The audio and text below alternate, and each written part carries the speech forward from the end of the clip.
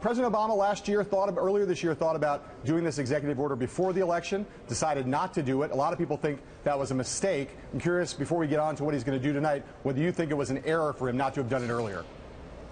Absolutely. You rarely get good public policy and justice and fairness, and that's what this is all about tonight, if you put partisan politics ahead of good policy. And so I think it was a mistake. Look, in the end, we were going to lose the Senate. It had nothing to do with this decision, and what he did was delay a good decision. But hey, the elections are over. At least we're not waiting until the end of the year, as Mr. McDonough, the Chief of Staff, asked us to wait. I suggested early on that Thanksgiving should be filled with millions of blessings for millions of undocumented workers in this country and millions of American citizen children. They can sit at the table this Thanksgiving just like I can with my family. Congressman, a number of people who you and others would have liked to be included in the president's order are not going to be included. What groups are those, and how disappointed are you that what the president's doing is not broader? I'll give you two groups. Agricultural workers. I thought that they're so essential to our economy. They do really backbreaking work. Nobody wants to do that work. It's not even an argument. We see them by the millions in our fields across our nation. The president didn't think he had the authority to do that, number one. The moms, the dreamers, they've been such wonderful activists, right? And raising the bar and presenting themselves before the American public and changing the view of how we see undocumented. They really have humanized undocumented.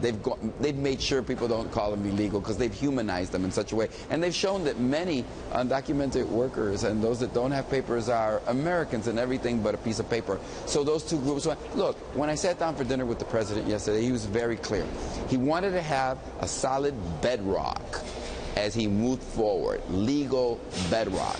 He didn't want to go too far and extend too widely in the use of his prosecutorial discretion because he knows it's going to come under judicial attack. And he doesn't want to find himself in a courtroom losing and this thing coming apart because he might have made a decision that a court might not uphold. He feels, and I agree with him, this is on solid ground.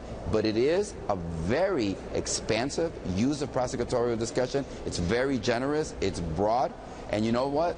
I congratulate him for his courage. And I look forward. I accepted the invitation to get on Air Force One with him tomorrow. I said, Mr. President, I'll take the worst seat on the plane, even the one that former Speaker Newt Gingrich complained so loudly about. I'm excited about accompanying the president. Congressman, you were with the president last night. Harry Reid today talked about how the whole of the Democratic Party was behind him. Hispanic Americans, African Americans, decided the Catholic Church, the Mormon Church, cited a lot of people. The one group he didn't cite was business. And Mark and I have been commenting on this for about a week now. It's interesting that we've not seen a lot of voices from private industry, from the private economy in favor of this move. Can you explain why why they are not a bigger part of this coalition or any part of this coalition at all?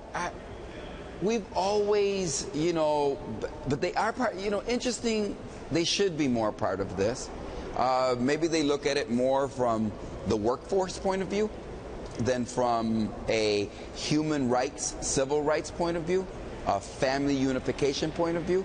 Maybe they don't look, but I got to tell you, I know people in the business community, and I don't want to like promote Crate and Barrel, but it's a place I shop at. When you talk to the CEO of Crate and Barrel, she's excited. And there are many business leaders that are excited about this moving forward, and I think we're going to hear from more of them. And there are a lot of farmers out there. They're going to at least have some more guarantees of having a good, adequate flow of farm workers. There's a lot of farmers out there that really wonder about who's going to be there to pick their next crop. So here's what I say. We need to expand, but there are many quarters of American society, and I'd like to focus on the Chamber of Commerce and the AFL-CIO, right? And God, when was the last time we saw the editorial boards of the Wall Street Journal and New York Times reflect each one other so identically?